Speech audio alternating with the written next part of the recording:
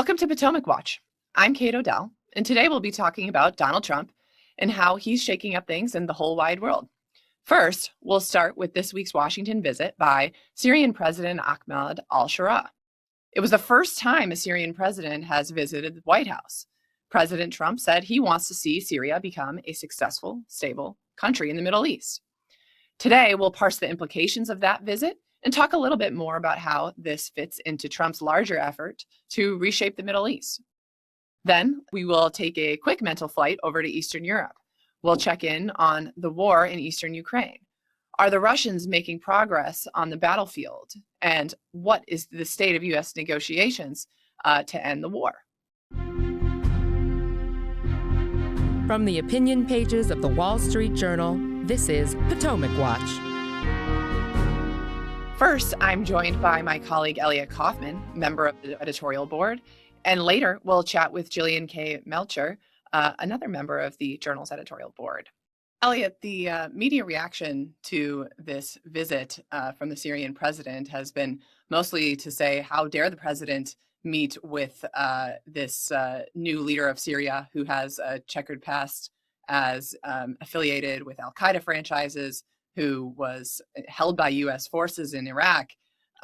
There's some understandable cynicism about the U.S. relationship with Syria. And so to start us out, maybe you could tell us just why is this visit important? What came from it? And how do we think about it in terms of President Trump's larger thinking about the Middle East?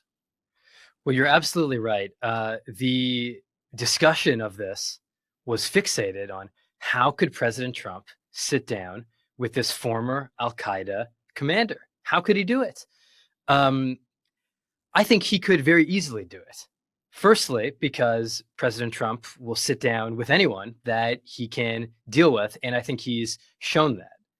Secondly, I think that the Syrian president is no longer just this former al-Qaeda commander.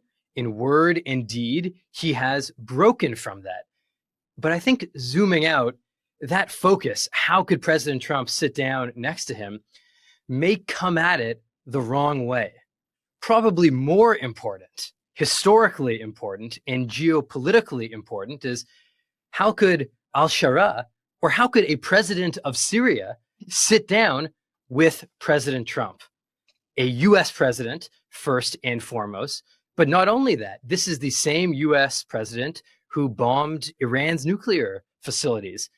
Until just yesterday, Syria was essentially being run by Iran. It had been reduced to that. President Trump recognized Israeli sovereignty over the once Syrian Golan Heights. And I think if we look back, we see for 7 decades, really since 1956, Syria was the most loyal Soviet client in the Middle East, the most steadfast anti-American state, viewing its entire political orientation as against the US alliance system in the Middle East. And we saw this with Syria's Soviet-supplied army, Soviet-funded army, Soviet military advisors, using all of this to invade Israel or threaten to invade Israel repeatedly. That was Syria's history. And so what we're seeing now is something very, very different. And I think President Trump recognizes it as a new opportunity. And that is, you have a Syria that after 7 decades is looking to enter the American orbit, have a positive relationship with the US. And part of that is an ideological shift, but part of it may simply be pragmatic. They want to work with the US. And I think that's something President Trump can also work with. I think you're right to frame this around US interests, because we know, for instance, since 2015, the Russians have been setting up shop in Syria and using it as a way to expand their perception as a global power against the United States. So a reshuffling of that and bringing Syria into the American orbit would be really consequential if it could be achieved. My follow-up question is, did we make any steps this week toward achieving a more stable Syria? I saw, for instance, more cooperation from Syria has been promised on anti-terror, the United States campaign against the Islamic State. The U.S. has had a presence in Syria, continuing to fight terrorism, and one of the main reasons to encourage a stable Syria is to keep it from becoming a terrorist haven. That's been an interest of ours for a while. So that cooperation to help against ISIS. What else came of this meeting that was substantive to your eye? So first, I just want to agree with you on the Russia point that, post-Cold War Syria continued in that same anti-Western pattern, turning to Russia, turning to Iran in a big way, and even turning to North Korea to help it build a nuclear reactor, which Israel bombed in 2007. So that was totally consistent with Syrian political history. What's new now is coming to the White House, trying to work with President Trump, and I think evicting the Russians from those naval bases, that would be massively significant and a concrete step that would help to explain Syria's evolution. In terms of what concretely came out of this meeting, I think there it's more limited. So you're right to cite this political agreement to join the coalition to fight ISIS, although, as the Syrian foreign minister was quick to clarify, that is not yet a military commitment to fight ISIS. So the political commitment helps because we need to do much of the fighting on Syrian soil. It's not nothing, but why not the military commitment? I think that will be a next question. And part of the answer could be because the new Syrian army is Sunni Islamist. Mm-hmm. ISIS is Sunni jihadist. They're not the same, but there are some shared affinities there. So that's something certainly to work on. There were also statements about continued progress on a security agreement between Syria and Israel, which have, I guess, an ongoing dispute that has to do with southern Syria, which is on Israel's northern border, worries about jihadist presence there, worries about attacks on the Druze minority there, which is in southern Syria and also northern Israel. All kinds of things like that. Working out some sort of compromise there would be very important in terms of stabilizing that part of the region. And I think also, as we talk about what a stable Syria would mean, yes, it would mean keeping down ISIS. It would also mean something like a buffer between Israel and Turkey, which people are already looking to as the next major clash on the horizon, potentially. Nobody wants that to become a violent military clash. Syria is in between the two. If that can be taken care of, rather than be a site of a larger military confrontation between two U.S. allies, that would be better for everyone. Well, that leads me into my next question, which is about sanctions relief for Syria. There's been some disagreement in Congress and even, I think, in the Trump administration about whether to lift sanctions on Syria. And one argument that you hear is in favor of lifting those sanctions is look, the country is suffering enormously after a brutal civil war. And the estimates on this vary, but I've heard things like I've heard somewhere in the range of the power outages, the electricity generation can stay on for 4 or 5 hours a day. I mean, the country's devastation the scale of it is hard to imagine. And the thinking is, well, they need access to the global financial system to start to rebuild their country. Things could get worse if we don't do that. But on the flip side of the argument, we're talking about some of these commitments that they've made to help to help against our counterterror goals, and that those commitments are perhaps not ironclad, and sanctions are an available leverage point to try to secure some of these goals for a it's some peace they can live with Israel, for helping us against ISIS. So where do you land on the debate about whether to lift sanctions on Syria, and how is the Trump administration looking at it? I think it's a very difficult question. The Trump administration has been pushing for total or near total sanctions relief. And they have a case, and I think they're right to want to give the new Syria a chance. I mean, these sanctions were imposed on the Assad regime for its gross human rights abuses, for its work with Hezbollah, US designated terror group, for its work with Iran. This is no longer that same Assad regime. It is opposed to Iran for all the help Iran gave to that Assad regime. So it's a very different regime, and the same sanctions package probably doesn't apply. And yet, at the same time, this new Syria is being led by a former al-Qaeda commander. I do not dismiss that. And so we should retain some skepticism there. We should say, okay, you've said the right things, you've been doing the right things, but show us, take concrete steps. Syria has done some of that, but there are more that the US would like to see. You mentioned Russia's presence in Syria. That's big. I would also add the presence of foreign jihadist commanders in this new Syrian army. Why are they still there? The US has requested that they be removed, and maybe this is politically difficult for al-Sharaa's coalition, but the lifting of all US sanctions is a pretty big chip, and I think we can ask for a few things in return for that. The US also has concerns about protection of minorities, and while it is probably in the US interest to see a more centralized Syria, where the Syrian government has control of its own territory rather than letting it devolve to various factions. If that means completely disarming ethnic groups and leaving them vulnerable to attacks and slaughter, that's not a good solution. So there are compromises that can be worked out here, and US sanctions are the best leverage there.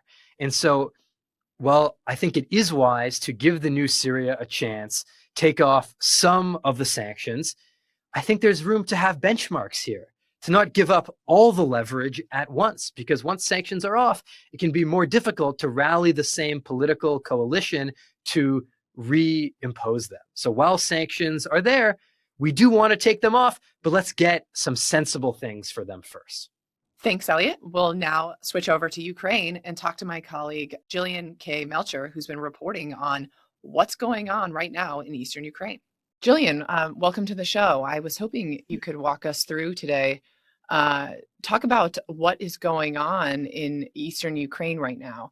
My sense is that there is some intense fighting around the city of Pokrovsk, which is in Donetsk in eastern Ukraine. For our listeners, this is a highly contested part of the war, and part of what Putin has been demanding as a condition of ending the war is swallowing the entire province. So Jillian, why don't you start by telling us, are the Russians making significant gains in this part of eastern Ukraine, and what does it mean for the wider war?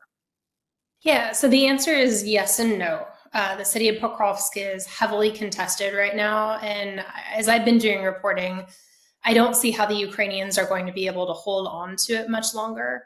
But we've got to put this in a broader perspective, so that this is one city in Donetsk, and the Russians have been trying to take it for 21 months. This has been 21 months devoted to an advance of about 24 miles, give or take. And the Russians have tried to kind of push through, take this city head on, and that wasn't working. They were suffering really heavy casualties. So what they shifted to was an interdiction campaign. They're basically using drones to try to cut the Ukrainians who are holding the line off from logistics, from support, from being able to do rotations, bring in ammo, evacuate the wounded, things like that. And that's what's made the fight tougher for the Ukrainians to hold on to. Now, this has been really tough on the Russians. They're expending enormous amounts of people. Zelensky said a couple days ago, the Ukrainian president, that within the last month alone, in October, the Russians, about 25,000 of them, were killed and wounded in the Pokrovsk region. So they're taking enormous casualties as they're doing this, but they are advancing. And it's never a good thing when the Russians are advancing. It's not going to throw the entire region into chaos. Pokrovsk was an important logistics hub. The Ukrainians have kind of adjusted for that. But what you want to keep an eye on is a little bit further north. You have the Fortress Belt, which is a series of cities that are a stronghold for Ukraine. And that's what's keeping the Russians from pushing further west into Ukraine. So Russians taking over Pokrovsk a little bit further south complicates some of the logistics and puts them a little bit close to putting some of that fortress belt in fire range. So it's just increasing the pressure on the really important area. Thanks, Jillian. That's helpful because I think it fits both the pattern of the war over the past several years, which is that the Russians make these minor, more tactical gains at extremely high expense. But I think some of our listeners in America are hearing mostly, okay, well, Ukraine is continuing to lose territory. And now what I think is that Ukraine is, instead of trying to match Russia on every piece of territory, is basically they're using manpower better. Ukraine does have real manpower limitations, but they are not using manpower as recklessly as the Russians are. And Ukraine seems to be focusing its strategy on trying to change Putin's larger calculus about continuing to make these gains. And one way Ukraine is doing that is by conducting long-range strikes on Russian energy assets. So I want our listeners to think about the strategy, and can Ukraine basically hold the line on some of the territory, but also strike back, reach out and offensively strike back and change the larger calculus of the war. And I think this is an important point because there is, a sense among some in America, while Ukraine's losing the war, they're losing more territory. Well, the Russians are paying dearly for that territory, and the Ukrainians have some real opportunities to get directly after Putin. So I was hoping you could tell us a little bit more about the state of the Ukrainian campaign against these energy assets and the potential of expanding that campaign to other legitimate targets like drone production and other things that can really change the calculus for Putin on the battlefield in eastern Ukraine. Yeah, so their long-range strike campaign against Russia is really ramping up. And this is something fairly new in the war. So what we've seen before is the West being very afraid of escalation. So they'll hand Ukraine weapons, but say don't use them on Russian territory. That taboo was broken about a year and a half ago. I think mainly because the Ukrainians pushed into Kursk, which is Russian territory, and were able to hold territory there for some time without major Russian consequences. But what the Ukrainians have kind of figured out is the West is always going to be nervous about using Western weapons for long-range strikes on Ukraine. So they have devoted a lot of their resources into developing their own long-range drones, more recently developing a long-range missile that has a pretty long range, pretty long payload. If it lives up to expectations, it will actually be longer and heavier than a US Tomahawk. And they're using this to go after two main targets. You'd mentioned Russian energy. And the idea there is that Russia uses its energy sales to finance the war machine. So if you can hit Moscow in the purse, you can hamper the war effort. And this campaign has really, really increased over the past many months. I think the last statistic I saw was 160 strikes on energy targets this year. And it is starting to have an impact on Russian gas prices, Russian energy exports. So that's one part of it. I think the other part is right now Ukraine's been focused on interception. So Russia's been launching these massive combined strikes, hundreds of drones, missiles at Ukrainian cities, and it's a really inefficient use of resources to try to take those out as they're flying in the air. The better way to do it, it's been described as taking out the archer rather than trying to intercept the arrows. So you've also seen in the last couple months, dozens of strikes targeting Russian ammunition facilities. Some of the chemical plants or supporting facilities that Russia uses to support its weapons industry. And the idea is that if you can take those out, you can prevent a large combined strike from happening to begin with. And I think we're really going to see this ramping up. Ukraine is significantly increasing its production of long-range drones and missiles, and that's a way to take the fight to Russia. And it's really interesting watching this smaller country take on a bigger country in this way. Last question for you is just, can you help us understand the current state of negotiations? Because I think you make a great point that there are real opportunities for Ukraine through this long-range strike campaign to start to gain some more leverage against Vladimir Putin at a negotiating table. But at the same time, Putin will try to exploit the gains, the gains he's making on the ground. He is not sensitive to how much human life that costs him. And he will try to shape these gains in Ukraine as a sign that he's winning the war. And he will try to play that with President Trump. Do you see, any sign that perhaps Washington is going to get serious about helping Ukraine get some more of that leverage by perhaps donating Tomahawk missiles with just a real powerful punch and that can be used at more than 1,000 miles of range? And where do you see any movement at all in the kind of peace negotiations for better or for worse? Not right now, I don't. And that's because if you look at what the Kremlin is saying, they're not budging from their original maximalist position. They want Ukraine as a vassal state, and that's what they want. Their mid-range goals are to get Ukraine to give up the entire Donbas region, including Donetsk, and to basically declare neutrality and disarm itself. They want to take over Ukraine. And I don't think that goal is going to change until more pressure is put on Russia. So the Ukrainians are trying to do that with this long-range strike campaign.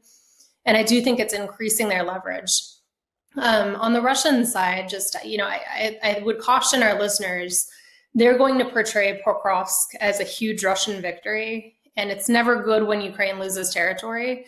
But this is not a huge Russian victory. This is something that's being done by a regime that doesn't care about loss of life at enormous cost. And just to give you a little bit of a sense of this, I was messaging this morning with a commander who's out there fighting in Pokrovsk region right now. He was saying that 3 of his drone operators were taking out 17 Russians just today. And that kind of gives you a sense of the scale. Russia has a lot more manpower. It's throwing it at cities to achieve these victories and then boasting about them, but it's at enormous cost of Russian lives. Unfortunately, that's not the calculus that's going to change Putin's opinion. It's long-range strikes. So I think if President Trump wants peace, if he wants to push Putin to the negotiating table, you're absolutely right.